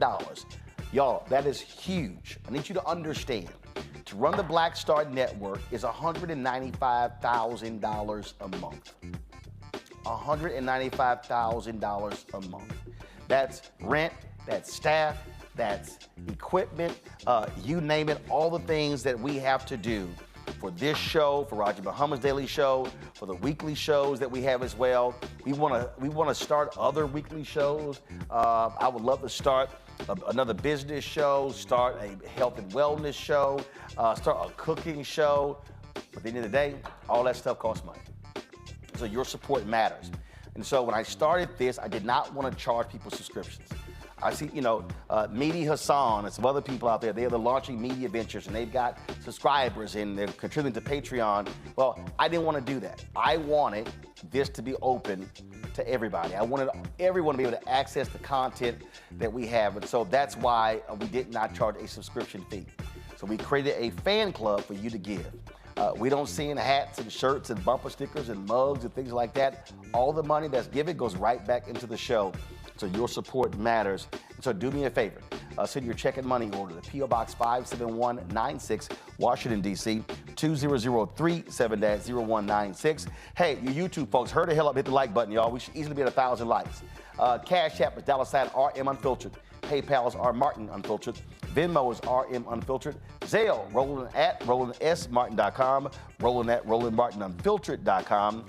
And of course, download the Black Star Network app. Apple phone, Android phone, Apple TV, Android TV, Roku, Amazon Fire TV, Xbox One, Samsung Smart TV, YouTube. Y'all hurry the hell up. It's 133 away from 1,000 likes, okay? A bunch of y'all commenting. Hit the like button, YouTube folks. We should always hit 1,000 likes minimum every single day. So let's get going. You can also watch our 24-hour streaming channel. In addition to the Black Star Network app, you can watch our streaming channel on Amazon News by going to Amazon Fire. You can tell Alexa play news from the Black Star Network. You can also watch us on Plex TV, Amazon Freevee, Amazon Prime Video. Also, be sure to get my book, White Fear, How the Browning of America is Making White Folks Lose Their Minds, available at bookstores nationwide. And so let's do this here. Why don't you go start rolling the names of our contributors, and I'm going to sign off when these folks get these likes up to 1,000. They messing around. We had 917, so y'all hurry up. 83 gets us there. Come on, 82. Y'all messing around on YouTube. Y'all been talking and commenting and posting on your comments. We should easily be at 1,000 likes. And so I'm going to sit here until y'all, come on, I'm looking at it right now. I'm looking at it. That counter needs to be moving. It needs to be moving. So y'all, come on. 82. 82 people hit the like button. We'll hit 1,000 likes. Understand, the likes plays a role in the algorithm for people to be able to come back and see the videos. That generates revenue for the show. And so a bunch of y'all who are freeloading, y'all can help us out by simply helping us increase our likes with the show. So please do that. Now we had 945. Come on, y'all, it's 55 left. Let's go. I'm gonna keep haranguing y'all till y'all get it. All right, 45 more, let's go. We're at 955. Y'all see the names scrolling here. So a bunch of y'all over here riding for free. So let's go. Go ahead and give. Go ahead and click the like. Y'all, it's free. It's free. Click like. That's all it takes. That's all it takes. So there's 45 more for us to get to 1,000 likes. That's all you got to do. And then I'll be out of here. Tomorrow I am hosting the Friendship Public Charter School Teacher of the Year event. I think it's like the 7th or 8th year in a row. So I'm going to be, we'll be live tomorrow night from DC from that awards program. So I'm looking forward to that. Let's go, y'all. Hurry up. 10 more. And also, y'all got to tune in on Monday. This black preacher literally said, name one law that Donald Trump signed that goes against the Bible. He dared his congregation. I'm going to answer his ass on Monday. Oh, y'all have got to tune in. I'm a deal with homeboy. Yeah. Matter of fact, Carol might need to book it. We're gonna try to book him on the show. Yeah, Carol, that's what you're gonna do. I don't care. Let's see if he come on this show and face me. I'm gonna give him more than one law that Donald Trump signed that was against the Bible. Yeah, I got something for you. Deal with it, Carol. It's gonna happen. All right, y'all. Holla.